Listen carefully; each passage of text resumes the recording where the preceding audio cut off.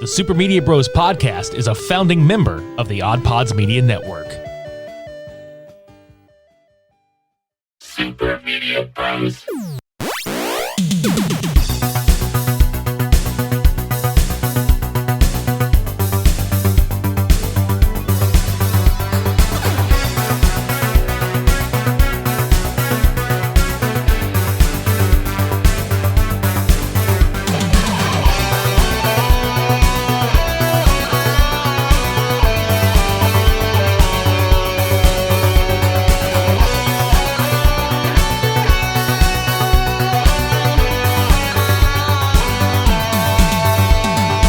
I love that they took out of context, like they put on the poster, how they're like the wildest movie I've ever made. And it's not even the actual quote. The actual quote is him saying, this is probably the wildest movie I've ever made. Not that he guaranteed that it was. Is it? Do you think so? Not necessarily, but we'll get into it. Mm-hmm. Welcome to episode 251 of the Super Media Bros podcast. I'm Richie. I'm Devin. Rage in the Nic Cage November rolls forward with Prisoners of the Ghostland. This came out last year, and it's directed by Sion Sono, and holy fuck, it's described as a horror western. Such a strange idea, and yet, why do we not have more of it? No shit, it was fantastic. I don't give a fuck what anybody says about this movie. It was unique and fucking great. Yeah. Only Nic Cage could have done this, though. Oh, for sure. I can see some people, like, saying it might have been, I don't even want to say self-indulgent, but, like, if it's maybe too ambiguous for some people, I guess. But to me, it made sense. I didn't feel lost. No, I didn't either. And this is mostly Sion Sono's style. Like this is absolutely putting the cinematography and the direction aspect before anything else. Because that's the thing is, I looked it up and just to see how people were reacting to it. A lot of people shitted on this movie. It's very split. Either you loved it or fucking hated it. I've not seen anybody that's gone like right down the middle with it. Yeah, I don't know. I thoroughly enjoyed it. Okay, when you see Nic Cage, you already have an idea of what you're about to watch. Sure, either it's going to be out there like fuck, or it's going to be one of the best performances you've ever seen, which even when it's out there as fuck, he still gives it his all. So it's going to be a good performance. But the story is generally where, okay, does this tilt into Oscar-winning Nic Cage, or does this tilt into, like, Rage Cage, or does it fall into the really weird shit? This falls into the really weird shit. Testicle! Bruh. When he fucking screamed it like that, I fucking died. Oh, dude, I know. So, okay, for those of you that have not seen this, obviously fucking spoilers abound. For those of you that have seen it, just hang with us. We're going to get through this together. The story is that in Japan, this guy who is played by Bill Moseley, who fucking love Bill Moseley, by the way. He's this governor or whatever, and there was this accident, and I'm putting a quote, accident, that spilled some nuclear waste, and there's like all these people that got infected or fucked up from this waste kind of got cast out into a fucking area called the Ghostland. Meanwhile, this bastard takes over Samurai Town and gets all these young girls to be his sex slaves, and it's this really odd mixture of like Japanese society with Western civilization, like the old American West, like the Wild West. This is the weirdest fucking shit I've seen.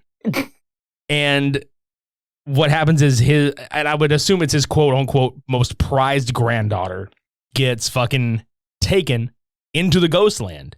And there is a backstory that Nic Cage and an old partner of his were committing a bank robbery. And they don't tell you what happens until later on, but supposedly some shit went down.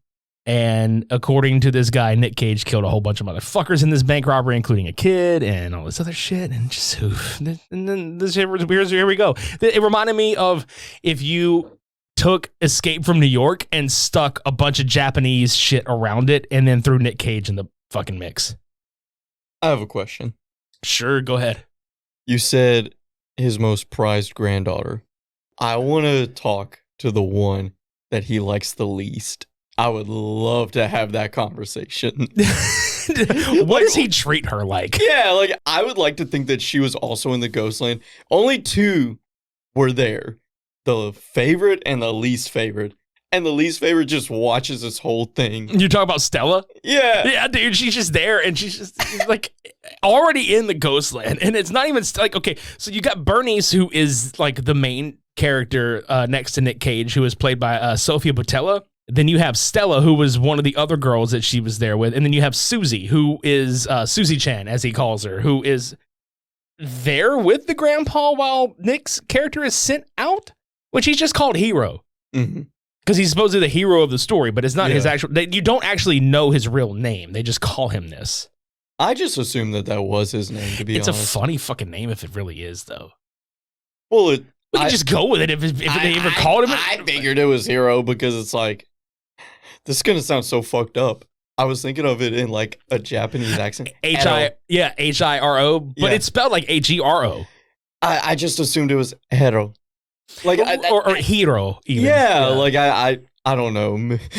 That it sounds fucked up, but I didn't mean it like that. No. That's not even it at all. But tell me I'm wrong in the sense that this is almost exactly like an Escape from New York situation. It is, yeah. Because when he sends Nic Cage's character out there, he's like, he equips him with this whole fucking suit, and it's got these explosive charges on his testicles, his elbows, and his throat. Weird random spots. And supposedly all of which are effective. Yeah. And it's supposedly wired to sense the body's pulse rate if he attempts to harm a female, namely Bernice, whenever he goes to find her. A couple of these go off eventually, but it's not so much a movie. Again, we keep saying this with, and seems to be the case with most Nic Cage films we've talked about. It's just sit to experience, you know? Mm-hmm. In a way, it was a little more like you could follow the plot better than most of the shit. Like, you know, Mandy, you don't really need to follow the plot. It's just something you experience. Color Out of Space, just experience it, go with it. This one has some plot to it. Which is funny because of the three you mentioned, I'm reading more. This didn't have a plot with this movie than the other two. I mean, yes and no. The Ghostland had like some mythos surrounding it, you know, supposedly had some mythos surrounding it in the story and context. It's a very show don't tell movie. Like, I love it though. Yeah, like whenever I was watching it and reading that, I was like, I don't understand what people are talking about. I'm following this pretty easily. Yeah, I mean, there's a lot of set pieces. I think this movie's built around because you have movies that, okay, here's the plot. We don't give a fuck what it is. Let's just shoot it. And you can, like, story sells no matter what. This one had story and big set pieces to go with it. And I think I enjoy that the most, like the big clock, like the clock tower area or Samurai Towns area. Like, it was very, very colorful, very palatable. Like, it's very visually pleasing to look at. But Jesus Christ, the scene where he is brought out in that goddamn, just that diaper, basically. I know. The fucking women, like, drawing him on pencil. And the one chick being like, I've seen bigger. And then, like, he fucking whips his shit out, like, takes the diaper off before they give him that suit. And the chicks are like, ooh, yeah. And the one chick's like, okay. like, I won't have to fuck ever. But I love, when he goes to leave, like his the kind of little area of open defiance that he's got towards the governor, where he's like, "Here, take this car," and he's like, "Fuck you, I'm gonna take this bicycle." I know. Whenever I saw that, I was like, "That's fucking big dick energy, dude." My man does not care, and then he fucking has a wipeout hallucination / attack on him. Wakes up in the middle of the fucking Ghostland. Dude, and you know what? But the thing that I love the most about the whole bicycle sequence before he gets the car is that Yasujiro, who is Yasuhiro, the guy that is the right-hand assassin, samurai assassin of the governor. This man looks and he kind of smirks like, this dude just earned my respect. Like, just saying, fuck your car. I'm going to take this goddamn bike with a basket on it. Like, it's just the pinkest bike. And he just ching ching. Like, he fucking like rolls out with a little bike. It's exactly what you expect from Nic Cage in a movie like this.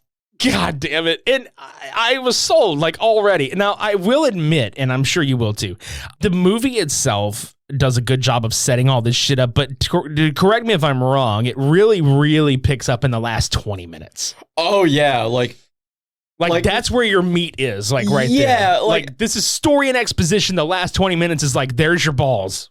I wouldn't say that I was ever bored, but after the bomb went off on his arm, I was like, Okay, so 2 of these things have gone off now.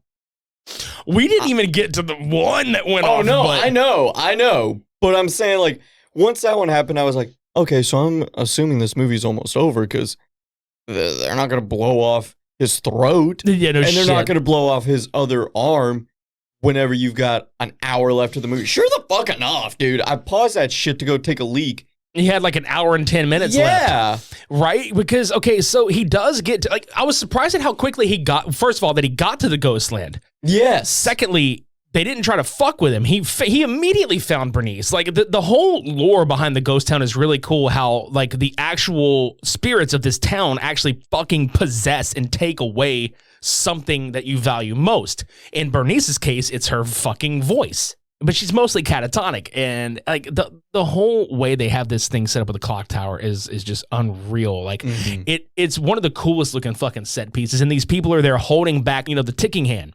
Because they keep singing these weird songs about like, the clock counting down and then like boom and all this shit. And you're like, wait, what the fuck?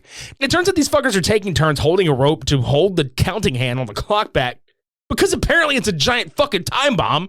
Jesus fucking Christ. Yeah, it's nuts, dude. The whole fucking thing is just weird. But anyway, he finds her and he's going to get her out of there. And he can't get her to talk because this suit is wired to recognize her voice and give him like 2 additional days as opposed to just the 3 that he's got to find her, or the explosions will trigger. He is pissed off because she's not like talking, and he does get angry to the point where the son of a bitch, like one of his testicles gets blown completely off and he fucking holds it. Well, that's the thing. Was it so much that? Because whenever it happened, he was pouring water and like making faces. I thought he was getting like bricked up. And that's what triggered it because it senses that form. It can't be that he's getting bricked up over it, but it can sense the heart rate because it's about the heart rate. It doesn't matter. Yeah. Like if he's getting worked up or he's talking, he might lose himself and it's like, oh shit, here we go. And poof, blew the fuck up. Well, that's why I figured it was the testicle. I didn't even think that it was necessarily like, oh no, we're going to blow off Nic Cage's nuts. Dude, I thought it was because he was getting aroused by this woman. And then I don't know why, I just assumed that's what it was. Even still, like, it knocks him unconscious, which of course it fucking does. Yeah, the dude just stares at it and holds it up to his own face. Yeah, well, when he's in this flashback, though, like, this is the thing that took me a second, was that he goes back to the bank robbery that happens. And fucking, apparently Bernice is a young girl that is in the crowd outside of this bank as him and we eventually learn his partner's name is Psycho are escaping from. And Bernice's mother is shot in the ensuing mayhem with the police and all this other shit. And she dies and the governor takes her in. So she's been a sex slave of the governor since she was a kid, which is so fucked. And it's only then does Hero fucking realize what's happening. And this is whenever he kind of wakes up and all these fucking mutant looking sons of bitches come to attack. Like they just swarm them. And that's when his arm gets fucked up and the concussion I guess you could call it concussion from the blast. Oh, definitely. He got fucking she wakes up, like she kind of like comes out of her catatonic state and she finally like says her name and gives him extra time. But I was unaware as to how serious the explosion is in his arm because it doesn't blow his arm off. No. But it definitely incapacitates the usage of it. Now, is that going to be permanent?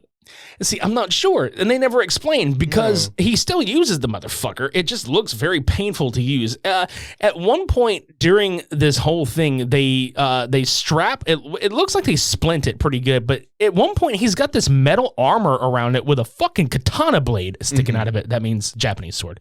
For those fucking samurai cop. Yeah, for those of you keeping count. Oh my God, what if they did a Samurai Cop remake with Nic Cage? Oh my God. Oh my God. I need that. I'm telling you. Okay. Who would be the sidekick? Kevin Hart? No. Can you imagine that shit? No. Can you fucking imagine? Okay, so if Nic Cage is the Samurai Cop, give me Idris Elba. Oh. Make him play it straight. Fucking God. Book that shit, write that shit. I don't care. Let's get back to this though. But for real though, Give me Dude, I would fucking die. But here's the kicker. Let Matt Caritas direct it. Oh, I would love that. That's what I'm saying. Okay. Because he would know what he's doing. That's what I'm saying. So, all right. So anyway, they strap him up with this fucking weird metal piece, which doesn't come out like, okay, so they eventually get released from the Ghostland because Psycho shows up and he recognizes like the bus of these people from the story these other folks are telling him about this whole like city and all this shit. And they're released to go back and take down the governor because you find out that the governor is actually like behind a lot of this bullshit. He's the mastermind and like controller. He's the fat controller of the fucking thing, okay? He's the master controller. But this is where the movie really kind of picks up. Like once they leave the Ghostland and he has this entire cult taking his side and leading a revolt, basically. The last 20 minutes of this movie are fucking insane to me. Not like in a bad way, but it's good. Like it's good cinema. There's some pretty cool fight sequences. The color palette is amazing as fuck. Some of the camera shots that happen, like the shot where Hiro and Yasuhiro are facing off against one another, and it's just that one wide shot of the two of them staring at each other. That's a great fucking like that's a poster right there. That's good shit. But dude, I loved a lot of the subtleties also, like as opposed to just like the over the top like cinematography and all this other shit, the action sequences. There was a lot of good subtlety pieces in there about Japanese culture itself and American Western culture, as far as like not just like, oh, this looks good, but the negative aspects of some of the shit too, like kind of painted against one another. For some reason, the Ghostland itself really reminded me of Mad Max Fury Road. Okay, so I might be wrong on this one. Okay. Remember when Psycho claps his hands and everything turns red and the explosion happens and you see that big mushroom cloud? Yes. Hiroshima. Oh. I feel like the Ghostland is a little reminiscent of the fallout from Hiroshima. Now, is it an allegory? That's what I'm thinking, because if you look at it this way, the governor, and this is just my opinion and it's just how I interpreted it, the governor kind of looks to be the America from that era, causing all the shit and taking over and remaking it in his own image. I can definitely see that. Oh, shit. And how everybody was just fucking infected and war-torn and fucking traumatized and were doing what they were told because they didn't want the shit to happen again. Fear control, dude. It's fear-mongering and control.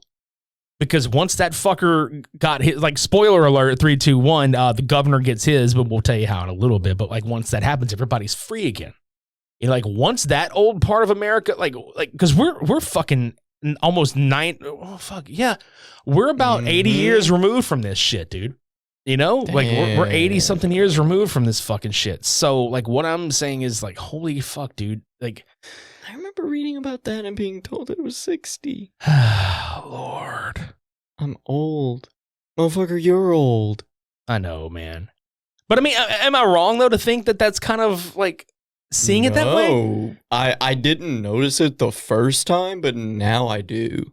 Yeah, I mean, I put because I watched it twice, and then today I put the last half of it on, just because I knew the front half pretty decent. I didn't need to see the front half again. I wanted to like make sure I saw everything correctly and had my thoughts kind of like gathered or whatever. Because we haven't been like full disclosure out there. We haven't really been taking notes per se for this. Just upstairs we have, but not physically writing this shit down. Because I definitely like coming to this with what's on my mind and what's in my heart. I don't want to like look down and read note for note shit. Right. No.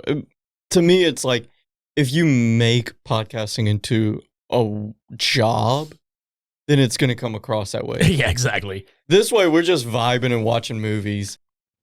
It's never too early to play holiday music, and it's never too early to start thinking about gifts. Whether it's for a friend or the friends in your pants, you can make this a season to be jolly about with Manscaped. Do your little drummer boy a favor and use the Lawnmower 4.0 to avoid another silent night in the bedroom. Then you can add in Manscaped's top-of-the-line shower products to have people thinking, all I want for Christmas is you.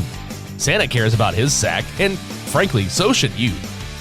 Look nice when you get naughty by going to manscaped.com using our code SUPER for free shipping and 20% off. Manscaped's Platinum Package 4.0 is the one-stop shop for the man who deserves it all. It's got everything needed to help you deck the halls from your face to your balls just in time for mistletoe season.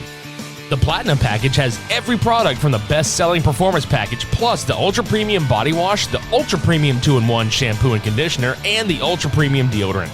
It's the best way to smell fresh from your Santa hat to your candy cane. The Lawnmower 4.0 Body Trimmer and the Weed Whacker Nose and Ear Hair Trimmer are both designed to protect your delicate presence. Plus, they're both waterproof, so there's no issue clearing the snow out of your driveway. There's also a 4000K LED light on it so that you can light the way just like Rudolph. And now that you've groomed your candy cane, it's time to make sure that you don't smell like a reindeer with the Platinum Package's shower products. All of Manscaped's shower gear is sulfate-free, vegan, and it's made to have your skin feeling hydrated and smelling fresh. But smelling good does not stop at the shower. The Crop Preserver Ball Deodorant and Crop Reviver Ball Toner can solve all the stank problems all day long. Once they touch your sack, you'll never go back. The Platinum Package 4.0 sitting under the Christmas tree is guaranteed to put anybody in the holiday spirit. And for the perfect stocking stuffer, add the brand new Body Buffer. Yes, a body buffer. It's an incredible body scrubber that makes exfoliating easy, and it's a lot cleaner than that nasty old loofah. Jingle your balls and get 20% off plus free shipping with our code SUPER at manscaped.com. That's 20% off plus free shipping at manscaped.com using our code SUPER. Get ready for the holidays and deck your balls.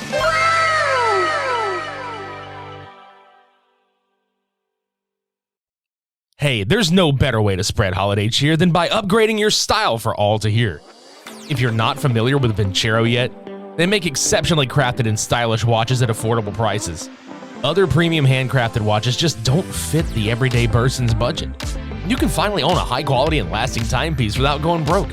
So if you're looking for the perfect holiday gift to help elevate your style or someone you love, save 20% off plus free shipping site-wide with our exclusive link, www.vincerocollective.com/super.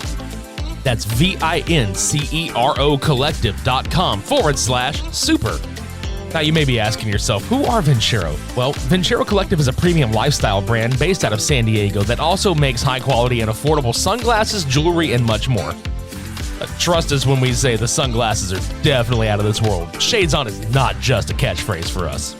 Vincero's goal is to help the everyday person accessorize their outfits with premium products at a price that makes total sense.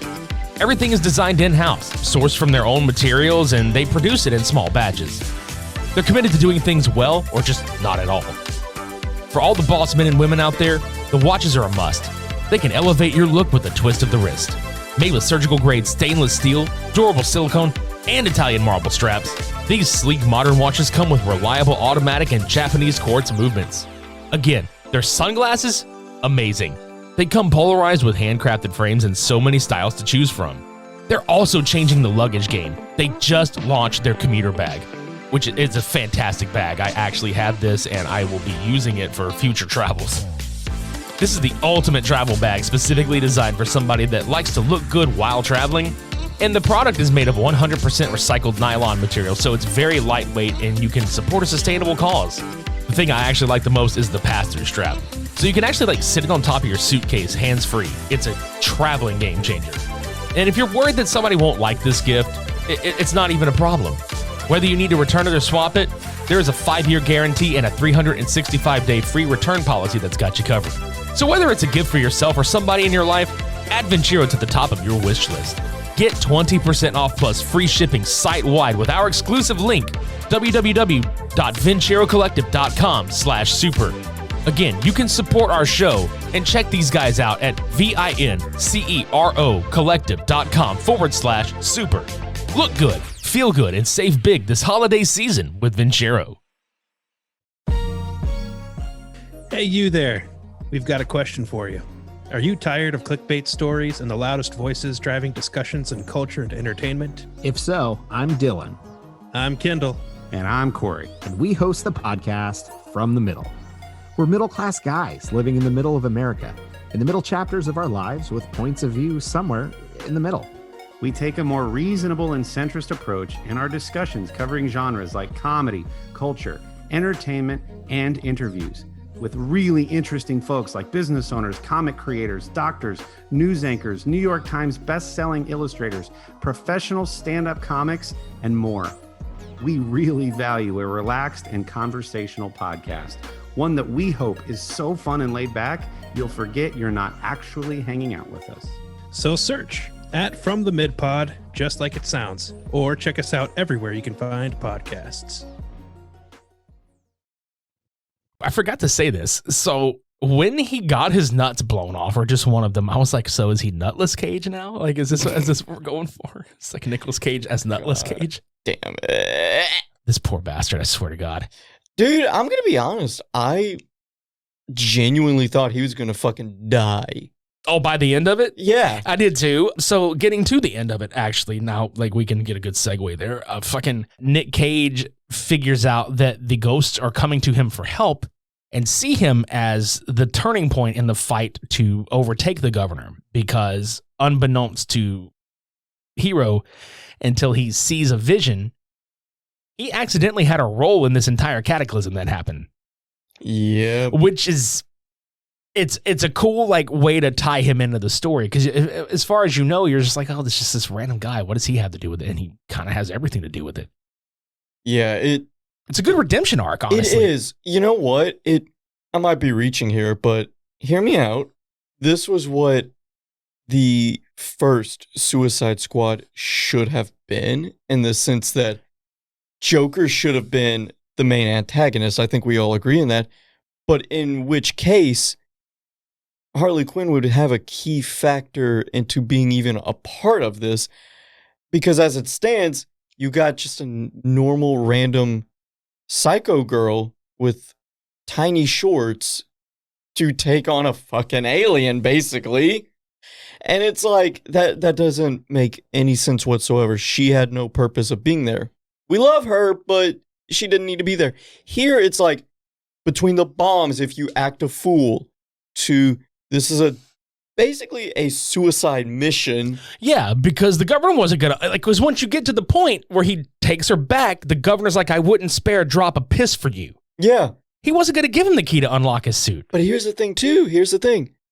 They did it right, because it's like, this all circles back around to you. He was not a Harley Quinn. He had a reason of being there. He was relevant. I don't know. I might be reaching here, but I feel like bro watched that movie and was like, fucking amateurs, I can do this shit. Now, the thing that I was kind of like, what the fuck about, and I didn't catch this, like, as many times as I saw it, I didn't catch why.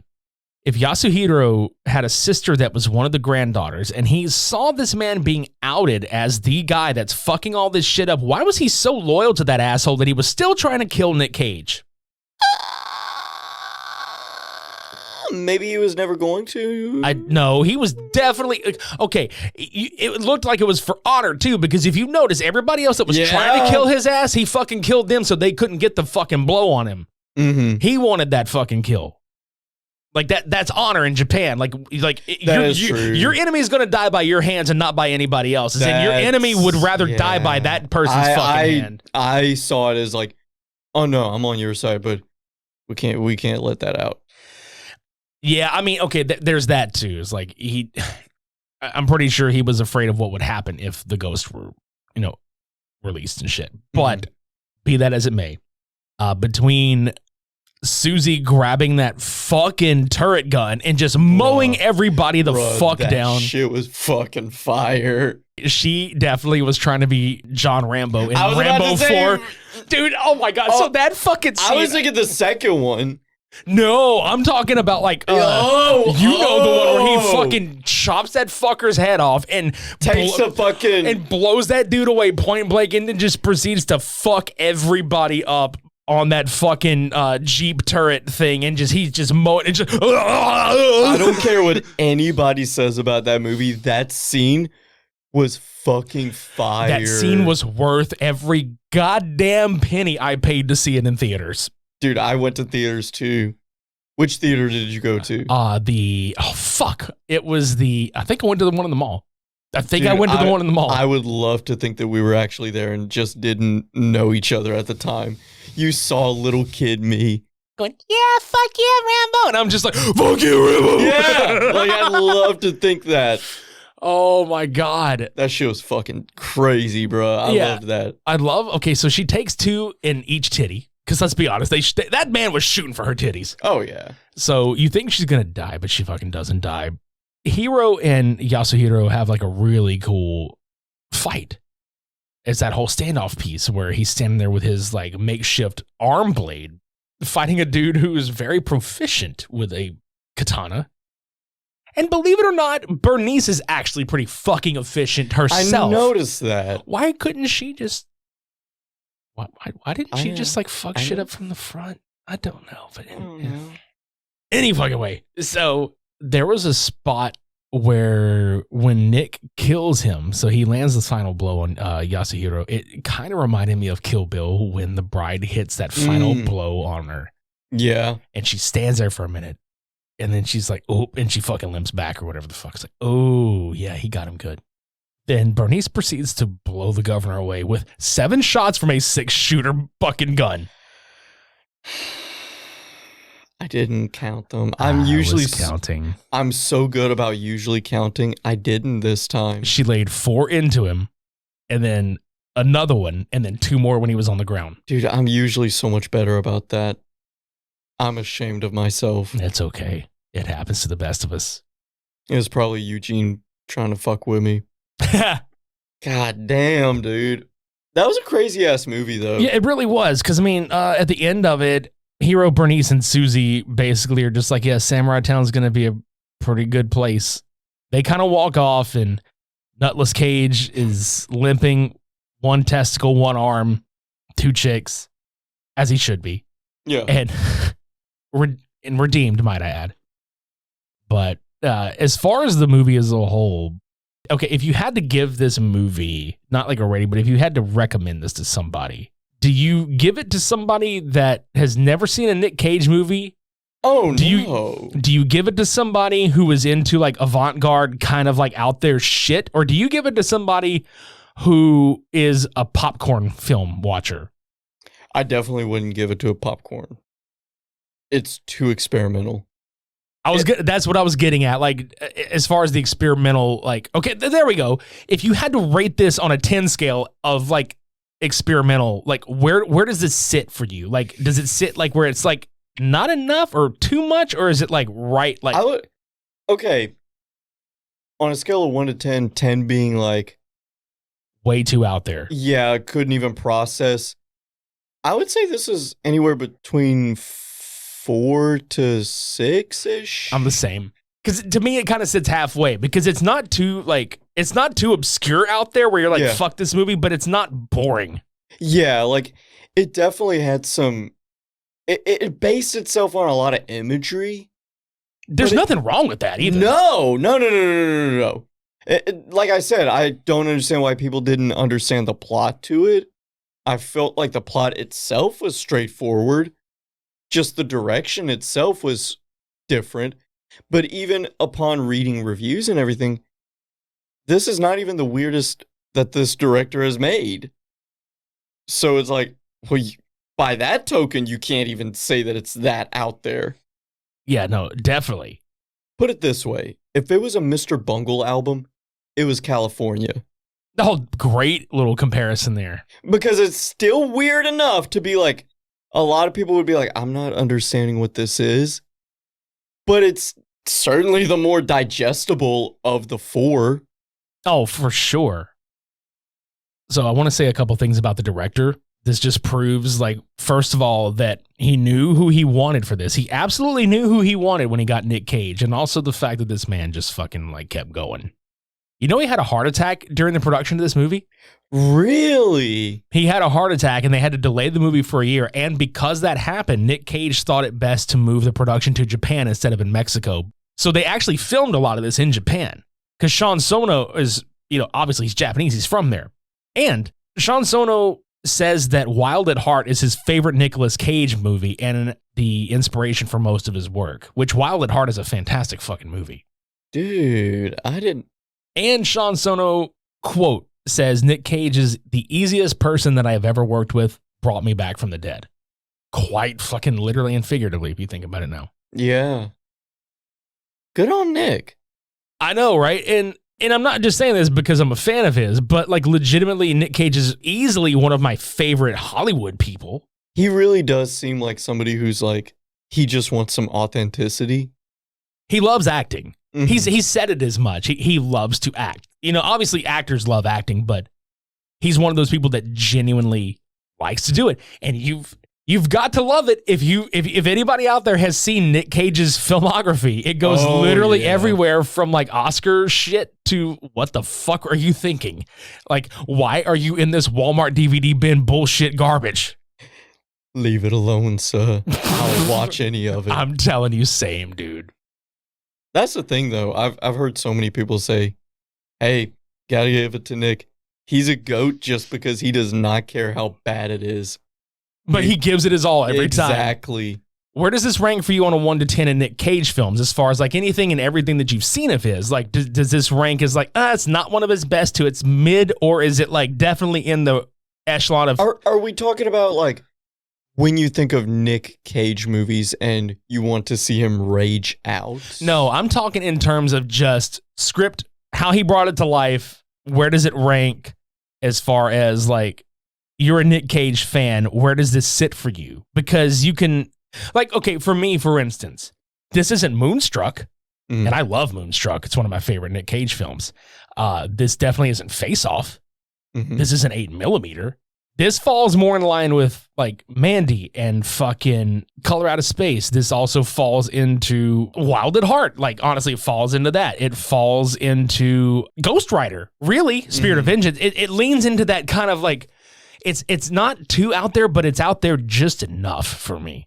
Because you have, like I said, you have serious Cage, but then you've got like kind of out there Nic Cage. But you can also just say, okay, as a movie that he is in, Okay. where does this sit for you as far as like all of his filmography goes? Does this sit in the upper echelon of his shit, or is this like garbage bin of his shit? Oh no, this is upper echelons. I would say 7.5 to 8. No shit. Yeah, I thoroughly enjoyed it. Yeah, I was gonna say for me it's like a 6.5 to 7. So I'll definitely move it to a 7 just to meet up with you, because it's definitely worth a watch. And honestly, dude, I gotta find a physical copy of this. Yeah. I watched this on Shudder, but I have to have a physical copy of this movie now. It's definitely something I want to put in my collection. Yeah, it's one of those movies that I say 7.5 to 8 because of the fact that like I watched it twice and I noticed more on second viewing. And anytime I have that experience, I automatically give it extra points. Right. And then the video file in me just loves this. Like, this is cinema. You know, like a lot of people are like, oh, this is a movie, this is a film. Like, I mean, they both mean the same thing. But whenever I say something is like, this is cinema, this is something that is why we go to the movies. Right. This is a movie that really deserved to be seen on a bigger screen with a shitload of people and just have a good time. Yeah. Yeah, it definitely sits at a 7 for me as far as that goes. Probably one of my favorite Nic Cage films, actually. Yeah, it was really fucking good, dude. Yep, so if you're out there and you have Shudder, hell, I think the movie is on fucking YouTube also. It is. It's not advertised as such in the title. Yeah. But it's out there. Yeah. I think it says, I don't want to throw my boy out there, you know, because he's just trying to leak out some movies. He's just trying to do some bootlegging, but it's in the vein of new Nic Cage movie, very awesome. It's some Jesus fucking Christ. like it was just some bullshit where it's just like, yeah, it was a new Nic Cage movie. Good job, thanks, What if it was just like new Nic Cage movie will make you beat your meat, bruh. like, and then this movie that good, you're gonna be busting a nut, son. dude, and all it is just an hour 45-minute loop of him getting his testicles blown off, Just over and over again. yeah. Where he, oh my God! So when he fucking Bust a nut. no, yeah, bust a nut, yeah, for sure. No, what I'm laughing at though is when he's fighting Yasuhiro at the end, and he taps him right in the dick, and then he kicks Nick in the balls, and he just stands there for a minute. And he's fuck, Yeah. he just fucking like, cause you forget, and then you're like, wait. He kicked him in the nut that doesn't exist, and then he's fuck. Like that makes me hurt really bad. Because like getting kicked in the balls just fucking hurts. Period. But like when you got like fresh wound / scar tissue starting to form there, like, oof. Oh no. Oh no. Oh no. Oh no. Ugh. Fucking nutless Cage. Anyway, yeah, that's Prisoners of the Ghostland. If you want to check it out on Shudder.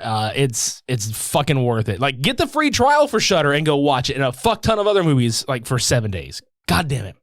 Come back next week where we round out Rage in the Nic Cage November with our AEW Full Gear 2022 review. Yes, I know we advertised it last week as being this week, but I'm like a fucking idiot. Yeah, I'm a big dumb fuck. And I was like, wait, the pay-per-view is actually that Saturday. There's no fucking way. Like, period. That's going to be next week. But I'm going to be live tweeting that motherfucker. So just hang out with us tonight. Like, as you're listening to this, like, that shit is tonight. So just fucking hang with us. But yeah, come back for the AEW Full Gear review, goddammit. We're going to be here and just talk about all these matches and Jamie Hayter's ass. There we go. Gosh, she's so fucking hot. I know, son. I know. Oh, my God. Fuck! Visit supermediabrospodcast.com for past, present, and future episodes. Also, check out all the other shows on the OddPods Media Network by visiting oddpodsmedia.com. Subscribe to us on YouTube. Follow us on social media. Fucking go buy some merchandise. It's cold. You're cold. We know you're fucking cold. I'm fat and I'm still cold. I'm horny and I'm cold. Same. Buy the Super Media Bros hoodie and then buy the Super Media Bros condom. We really don't have that I'm yet. raw dogging. He really out there raw dogging until we get the Super Media Bros condom because for some reason the man will not wear another brand unless our fucking logo is on the fucking reservoir tip. I don't whine and dine. I'm too trashy for that shit. I'm mad dogging and raw dogging. MD 2020. Oh, God. Oh, God. Leave us a rating and review on Apple Podcasts, Spotify, Podchaser, and GoodPods. Yeah, that's about all I got for this motherfucker. You ready to roll out of this bitch? I'm ready to go jerk off. All right, cool. I got to go to the Ghostland and fucking free some spirits and shit. Hey, Siri. Pull up Jamie Hayter leaked nudes. Okay. I found this on the web for pull up Jamie Hayter leaked nudes. Check it out. Ain't God good. Oh, God. Dude, put it away. Fuck. What? Don't make eye contact with me. What the fuck is wrong with you? You can shut the fuck up. I'm trying to beat off. No, God damn it. No, I'm fucking... Go. Just fucking go. Okay, God damn it. Okay. Fucking go. Okay, I will. Okay, because this has been episode 251, Prisoners of the Ghostland. Yeah, I know. Until next week, I'm Richie. I'm Devin. Shades on. We're off. No, beat off.